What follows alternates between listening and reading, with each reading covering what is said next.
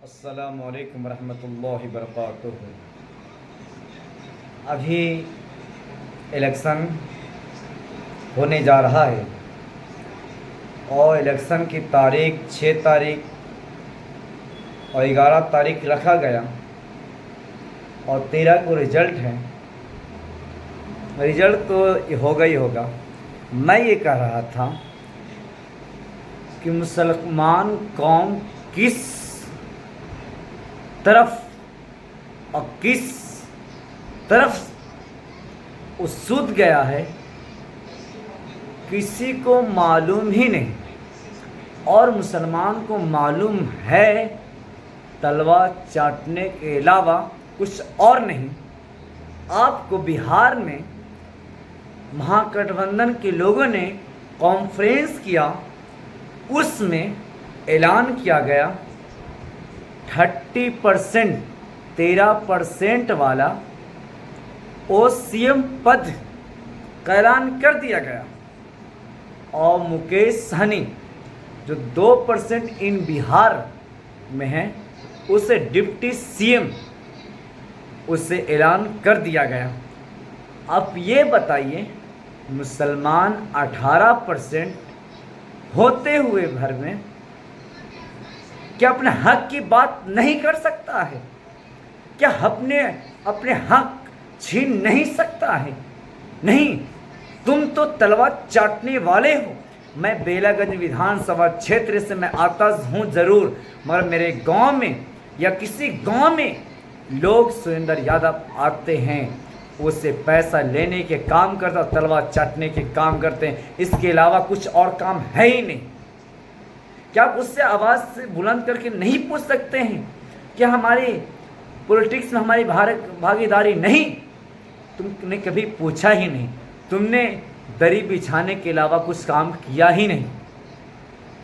तुम अब तुम्हारे कौम के लिए कोई आवाज़ उठाता है, तुम्हारे के लिए तुम्हें जिंदा करता है, तुम उसी पर इल्ज़ाम लगाने की कोशिश करते हो। वो मुसलमान जिल्लत कौम है। मैं कहता हूँ जिल्लत कौम इसलिए नहीं, इसलिए है मुसलमान कौम इसलिए जिल्लत में पड़ रहा है। आज जालिमों ने इसलिए तुम्हें जुल्म ढा रहा है कि तुमने हिस्सादारी चाहा ही नहीं। तुमने तलवार चाटने के और दरी बिछाने के अलावा कुछ काम किया ही नहीं। आज किशनगंज चलिए, सीमांचल चलिए, पूर्णिया चलिए, उस तरफ क्या हो रहा है? उस तरफ क्या हो रहा है? मुसलमान हैं मगर ये नहीं सोच रहा है कि हमारे लिए कोई आवाज़ उठाने आया, हमारे लिए हमारे हिस्सेदारी की लड़ाई लड़ने आया। आप उसी को कहते हैं हैदराबादी को भगाओ और बिहार को बचाओ, सीमांचल बचाओ, पूर्णिया बचाओ, कटिहार बचाओ। ये क्या है? तुम्हारे हिस्सेदारी हरगिज़ नहीं, न तुम्हारे लीडरशिप पैदा होगा कभी। 1947 से आज तक तुम्हारे एक लीडरशिप पैदा नहीं हो सका और आज तुम्हारे लिए आवाज़ उठाने आया तो तुम उसको बीजेपी को बी टीम समझते हो।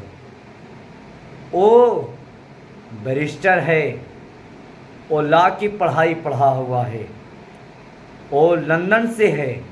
अब उनकी बातों को सच्चाई बयान करने वाला लोग है, मगर उसके बाद तुम्हें कड़वा लगता है, इसलिए तुम उसके लाठी और उसके झंडे को नहीं बुलंद कर रहे हो। नहीं बुलंद करोगे तो आने वाला कल तुम्हारे लिए आज मसला वक्त आया, सबसे पहले उसका लिफाफा पढ़ने वाला, उसके तहकीक करने वाला और सुप्रीम कोर्ट में याचिका सबसे पहले दायर करने वाला कोई शख्स और मर्ज मुजाहिद है, असदुद्दीन वैसी है।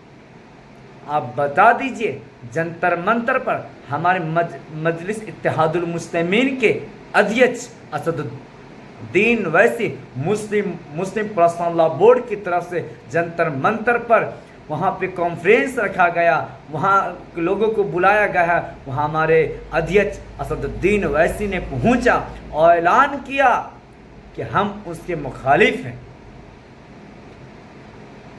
ये बात क्या है? आप कांग्रेस की बात करते हैं। कांग्रेस में मैं चैलेंज के साथ मैं गिनवाने लगूं कि तलवा चटने वाला अलावा उसके अलावा कोई और लोग नहीं उसमें हैं। मैं कह सकता हूं उसमें एक शायर है इमरान प्रतापगढ़ी, सबको गागा के कुछ कहते हैं।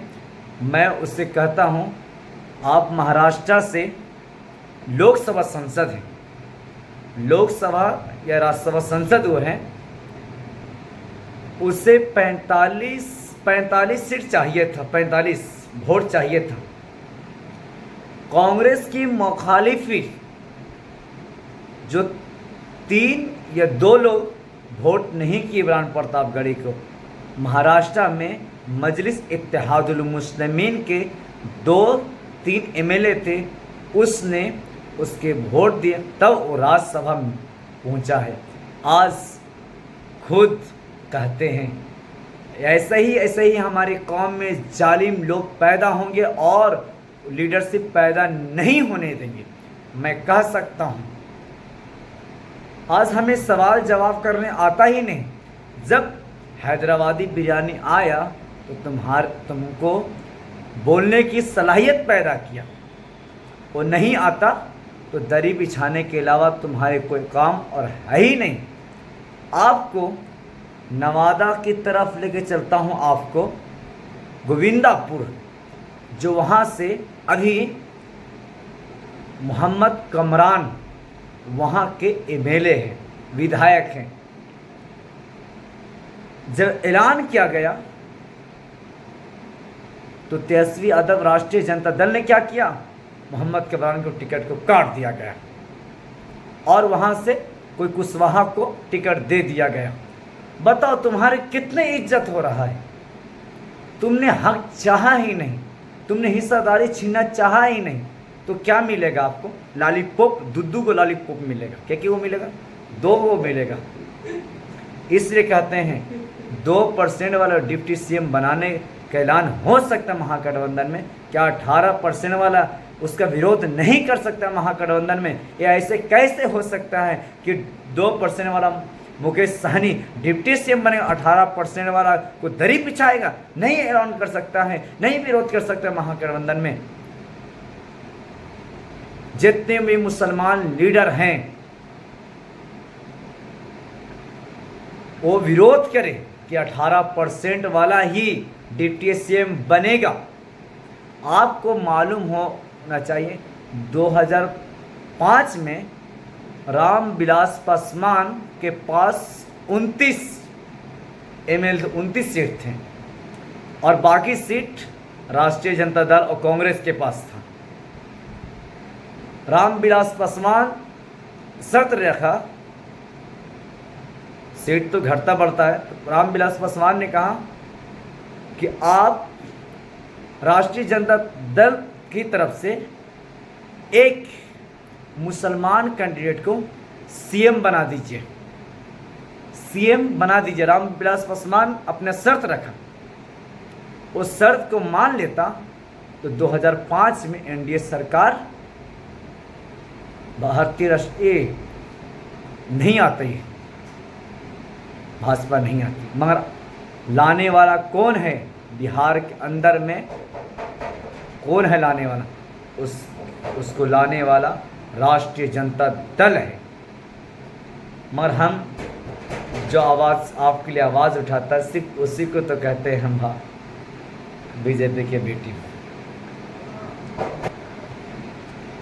सिवान से जो अभी 2024 में इलेक्शन हुआ लोकसभा का, उसमें सिवान के अंदर हेना साहब वो निर्दलीय लड़े, राष्ट्रीय जनता दल उसके सामने किसको खड़ा कर दिया? अपने पार्टी को। क्या वो वहाँ से नहीं हटा सकता था? हिना साहब को हरवा दिया। क्या आपके लिए आवाज़ उठा सकता है? हमको लगता है आपको दरी की बिछाने के अलावा आपके लिए आवाज़ हरगिज़ नहीं उठा सकता। आपको वहाँ की रिपोर्टर ने पूछा, अभी हज़रत मोहम्मद सल्लल्लाहु अलैहि वसल्लम पे विवाद छिड़ा हुआ था, तो उसमें वहाँ की बिहार की रिपोर्टर ने तेजस्वी यादव से सवाल किया कि हज़रत मोहम्मद सल्लल्लाहु अलैहि वसल्लम आई लव प्रॉफिट पे आप क्या कहना चाहते हैं? तेजस्वी यादव क्या कहते हैं, मेरा ध्यान बिहार की तरफ है, हमें बिहार जीतना है, हमें बिहार का सीएम बनना है। तुम्हारा कहाँ इज्जत किया जा रहा है? तुम्हारे आका को इज्जत नहीं कर रहा है और बैठे हुए कुर्सियों तुम्हारे इज्जत करेंगे?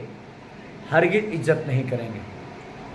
इसलिए आपको इंडिया अलायंस के महागठबंधन में जब कॉन्फ्रेंस हो रहा था, वहाँ पर एक भी मुसलमान लीडर नहीं, और इमरान प्रतापगढ़ी कहते अपने आप के बहुत बड़े लीडर,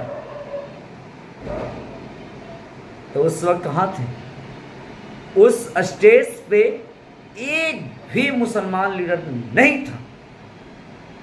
आप कैसे कहते हैं कि मेरी लड़ाई तेजस्वी यादव लड़ेंगे? कोई नहीं लड़ सकता। अपना वोट, अपना हकदार, अपना हिस्सेदारी मांगोगे तभी मिलेगा, और छीनना पड़ेगा, नहीं तो मिलेगा क्या? लॉलीपॉप, उसके अलावा कुछ और